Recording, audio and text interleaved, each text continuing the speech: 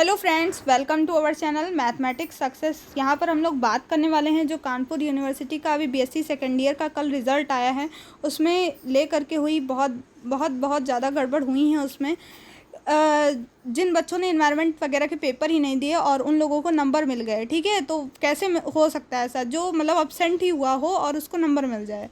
तो इन्हीं सब बातों पे हम लोग चर्चा करेंगे इस वीडियो में। बहुत सारे लोगों की प्रॉब्लम्स हैं, ठीक है।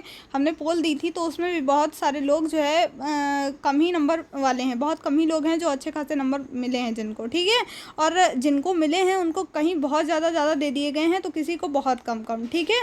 जिनके मतलब अभी जो फर्स्ट ईयर में 2 पेपर हुए थे उनमें ज़्यादा थे, तो उनको सेकेंड ईयर में कहीं बिल्कुल नील कर दिया है, ठीक है। कुछ बच्चों को तो फेल भी कर दिया गया है, ठीक है, इतने कम नंबर दे करके। और कुछ बच्चे फेल होते हुए भी उस पर पास लिखा हुआ है।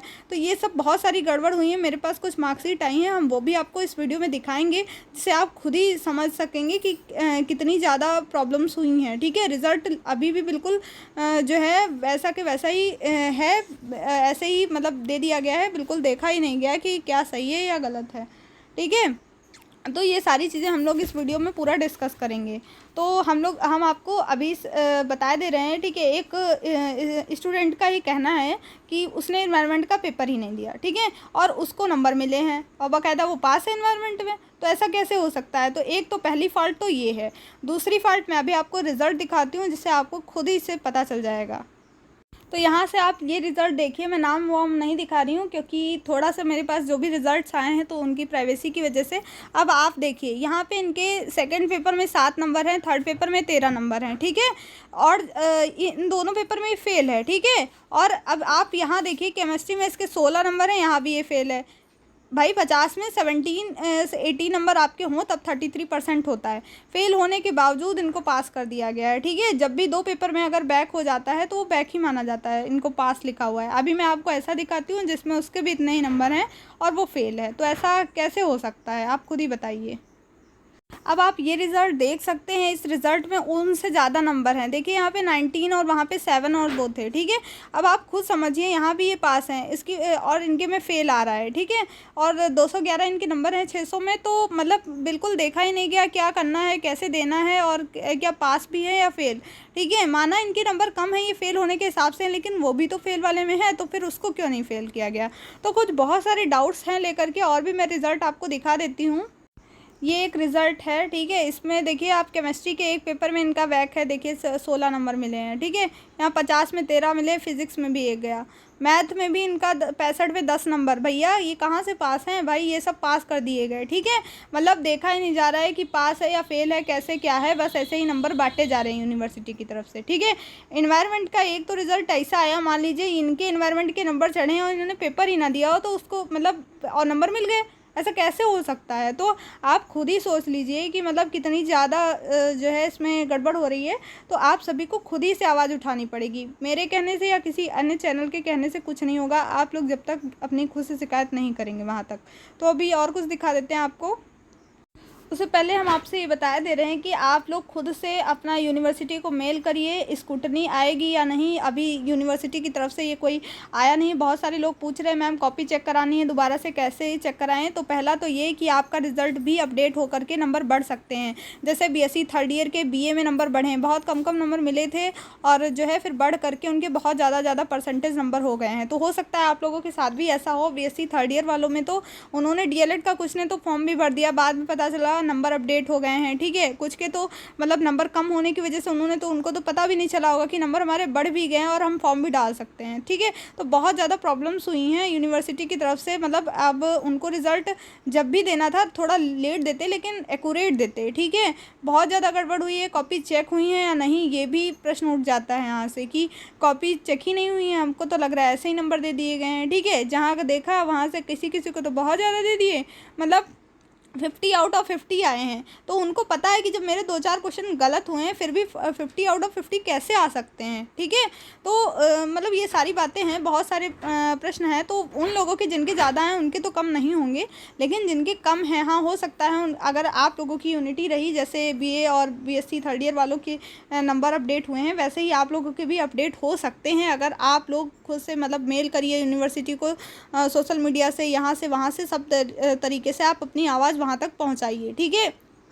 बाकी जो स्कूटनी का प्रोसेस होता है, स्कूटनी जैसे ही आएगी मैं आप लोगों को बता दूंगी। स्कूटनी में आपको क्या करना होता है, आपको ऑनलाइन फॉर्म भरना पड़ेगा। आप जिस विषय की कॉपी निकालना चाहते हैं उस विषय को सेलेक्ट करके वहाँ पे डालना होता है। जैसे फिजिक्स या केमिस्ट्री में से किसी की निकलवानी है, ठीक है, OMR यहाँ पे तो मिलेगी फुल। मतलब वैसे तो फर्स्ट सेकंड थर्ड पेपर ऐसे निकल के आती थी, कोई 2 कॉपी निकलवा सकते थे, ठीक है, या जितनी यूनिवर्सिटी बोल दे।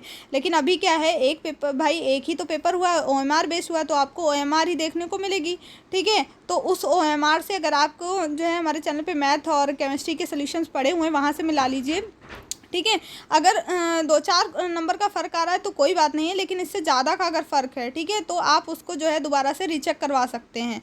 फिर वो प्रोसेस अलग होती है, पहले तो आपको वहाँ से निकलवानी है। उसके बाद अगर हो सकता है कि आपके नंबर ज़्यादा हों, अपडेट करने में गलत चढ़ा दिए गए हों, ठीक है, तो ये भी आपको चेक कर लेना है। जैसे मान लो किसी को 50 ही नंबर मिले हुए हैं, तो पता लगा वहाँ पे 50 की जगह केवल 1 लिखना ही भूल गए हैं, 150 नंबर हों और 50 लिख दिए। ऐसे बहुत सारी गलतियाँ हो सकती हैं, ठीक है। तो इन सब चीज़ों के लिए मतलब मैंने खुद ही देखा है कि एक बच्चे ने अपनी कॉपी निकलवाई थी, उसके 14 नंबर से थे और 4 ही चढ़े थे, ठीक है। तो 20 हैं और 10 ही चढ़ा दिए या 2 ही चढ़ा दिए, ठीक है।